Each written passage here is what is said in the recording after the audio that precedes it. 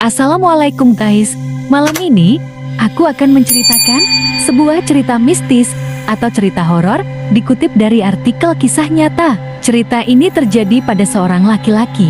Kita sebut saja namanya Ali. Ali adalah seorang karyawan swasta yang bekerja di sebuah pabrik. Dia sudah terbiasa pulang larut malam apabila ada kerja lembur. Dia termasuk orang yang pemberani karena tidak takut mengendarai motor sendirian, walau jalan dari pabrik ke rumahnya cukup jauh dan harus melewati hutan. Ali juga bukan orang yang percaya dengan hal-hal mistis seperti hantu, jadi dia cukup percaya diri melintasi gelapnya malam. Suatu hari, Ali harus lembur kerja hingga tengah malam. Karena pabrik dalam masa sibuk-sibuknya, Ali pulang sendirian dengan matanya yang sudah mulai mengantuk.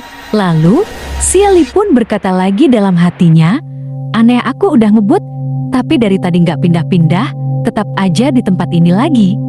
Bukannya ini jembatan yang tadi ya?" Si Eli pun menghentikan motornya, tepat di tempat sebelumnya dia berhenti saat memeriksa ponselnya.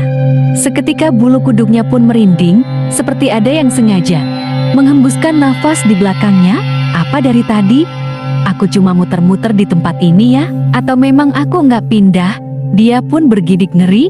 Sudah terlalu lama dia di tempat itu, upaya apapun yang dia lakukan, Ali tetap tidak bisa keluar dari situasi itu.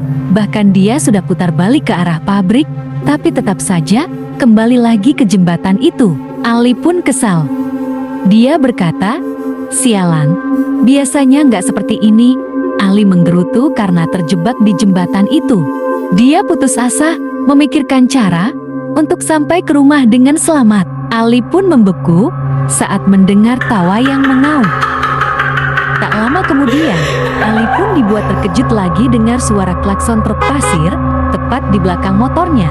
Dan sopir truk itu pun bertanya kepada si Ali, "Mas, motornya kenapa? Mogok ya?" Si Ali pun menjawab, "Iya pak, dari tadi saya cuma muter-muter aja di tempat ini dan gak bisa keluar."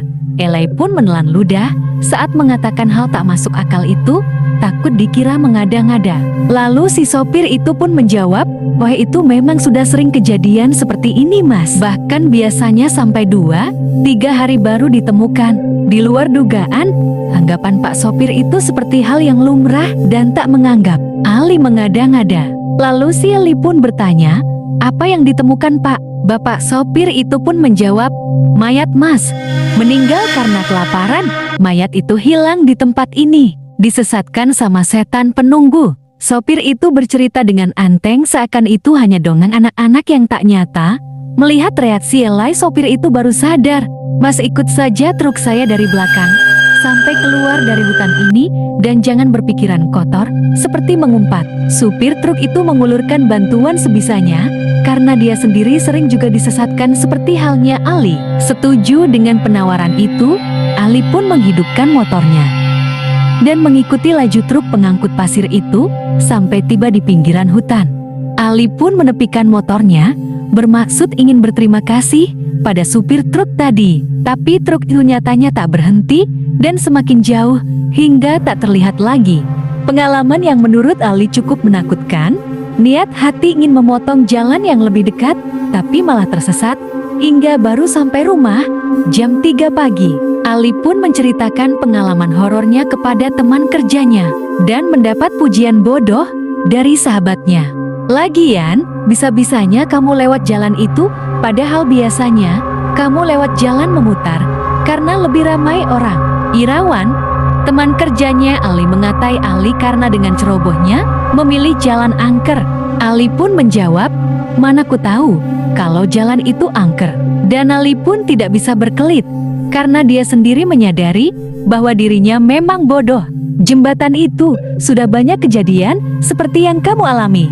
Syukur kamu bisa keluar dari hutan itu. Asal kamu tahu, 6 bulan lalu ada kejadian supir truk ditemukan meninggal dunia di sana.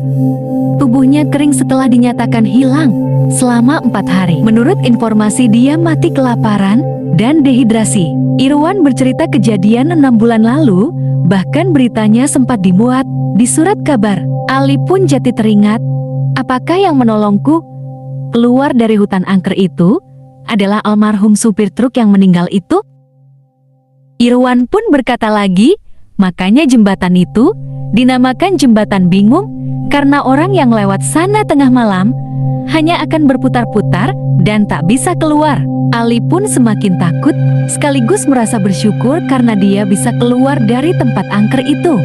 Siapa yang pernah mengalami kejadian horor yang sama? Komen di bawah ya guys.